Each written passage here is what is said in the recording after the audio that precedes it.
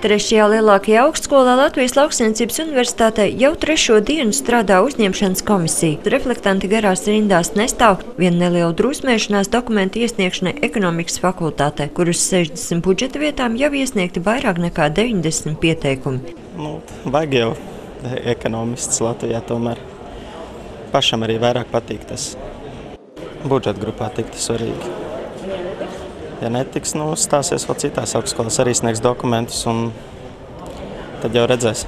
Otra populārākā fakultāte ir pārtikas tehnoloģija, un neraugoties uz esošo viesnīcnieku bažām par nākotni, visvairāk jaunieši vēlas apgūt ēdināšanas un viesnīcu uzņēmē darbību, jo projām populāri ir arī būvniecība un sociālās zinātnes. Priecē arī tas, ka ir interesi šogad par veterināru medicīnu, kas ir tieši mana specialitāte, un arī par lauksaimniecību. Un es ceru, ka tāda pati interesi arī parādīsies, un ir jau arī par mežu fakultāti, jo mežu, kā jūs zināt, ir Latvijas bagātība, eksporta preces, un šeit darbs vienmēr būs. Bet es gribētu vēl vienu lietu noteikti akcentēt studentu gribētājiem, ka mūsu augstskolā ir budžeta vieta rotācija pēc katra semestra.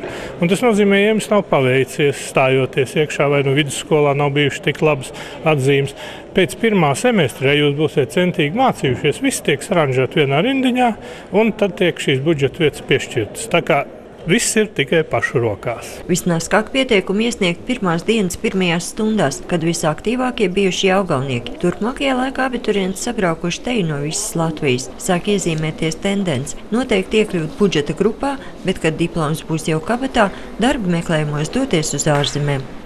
Es uz meža vai uz sociālā. Tas ir tā kā divos grāvjos.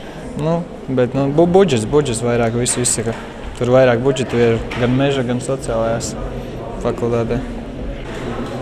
Es gan jau uz ārzemēm domāju, visdrīzāk pabeigt šeit augstskolu, dabūt izglītību augstāko un tad uz ārzemēm. Uz ārzemēm, visticamāk, kaut kur. Tā kā, es vēl nemāku teikt to tā.